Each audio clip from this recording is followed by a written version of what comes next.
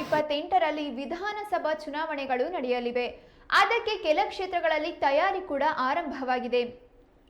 ಇದೀಗ ಶಿವಮೊಗ್ಗ ಜಿಲ್ಲೆಯ ಗುರುಮೂರ್ತಿಯವರು ಸಾಗರ ವಿಧಾನಸಭಾ ಕ್ಷೇತ್ರದಿಂದ ಅಖಾಡ ಪ್ರವೇಶ ಮಾಡ್ತಾರಾ, ಹರತಾಳು ಹಾಲಪ್ಪ ಸೊರಬ ವಿಧಾನಸಭಾ ಕ್ಷೇತ್ರದಿಂದ ಸ್ಪರ್ಧೆ ಮಾಡ್ತಾರಾ ಅನ್ನೋ ಚರ್ಚೆಗಳು ನಡೀತಾ ಇವೆ. ಇದಕ್ಕೆ ಪೂರಕವಾಗುವಂತೆ ಸಂಸದ ಬಿವೈ ರಾಘವೇಂದ್ರ ಮತ್ತು ಬಿಜೆಪಿ ರಾಜ್ಯಾಧ್ಯಕ್ಷ ಬಿವೈ ವಿಜಯೇಂದ್ರ ಆನಂದಪುರಕ್ಕೆ ಈ ದಿನ ತೆರಳಿದ್ರು. ಈ ವೇಳೆ ಸಂಸದ ಬಿವೈಆರ್ ಅವರು ಗುರುಮೂರ್ತಿಯವರಿಗೆ ಹಾರವನ್ನು ಹಾಕುವಂತೆ ಕಾರ್ಯಕರ್ತರಿಗೆ ಹೇಳಿದ್ರು.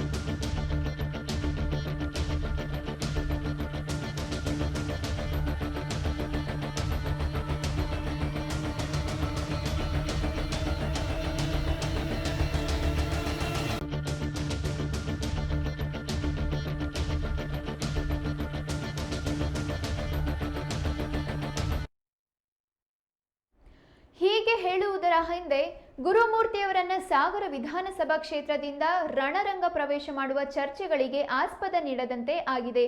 ಈ ಹಿಂದೆ ಶಿಕಾರಿಪುರ ಕ್ಷೇತ್ರದಿಂದ ಬಿಎಸ್ವೈ ಕುಟುಂಬದ ಆಪ್ತರ ಬಳಗದಲ್ಲಿ ಗುರುತಿಸಿಕೊಂಡಿರುವ ಗುರುಮೂರ್ತಿ ಅವರು ಸ್ಪರ್ಧೆ ಮಾಡ್ತಾರೆ ಅನ್ನೋ ಚರ್ಚೆ ಹುಟ್ಟುಕೊಂಡಿತ್ತು. ಆದ್ರೆ ಅಲ್ಲಿ ಬಿವೈ ವಿಜೇಂದ್ರ ಸ್ಪರ್ಧೆ ಮಾಡಿದ್ರು.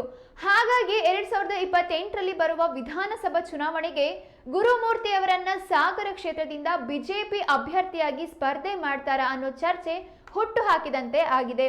ಯಾಕಂದ್ರೆ ಸೊರಬದಲ್ಲಿ ಕುಮಾರ್ ಬಂಗಾರಪ್ಪ ಭಿನ್ನರ ಬಣದಲ್ಲಿ ಗುರುತಿಸಿಕೊಂಡಿದ್ದಾರೆ. ಹಾಗಾಗಿ ಹರತಾಳು ಹಾಲಪ್ಪರಿಗೆ ಸೊರಬ ಕ್ಷೇತ್ರ ಕೊಟ್ರೆ ಸಾಗರ ಕ್ಷೇತ್ರದಲ್ಲಿ ಗುರುಮೂರ್ತಿಯವರನ್ನ ಕಣಕ್ಕಿಳಿಸುವ ಸಾಧ್ಯತೆಗಳ ತಳಿ ಹಾಕುವಂತೆ ಇಲ್ಲ. ಅದಕ್ಕೆ ಪೂರಕವಾಗುವ ಘಟನೆ ಆನಂದಪುರದಲ್ಲಿ ಈ ದಿನ ನಡೆದಿದೆ.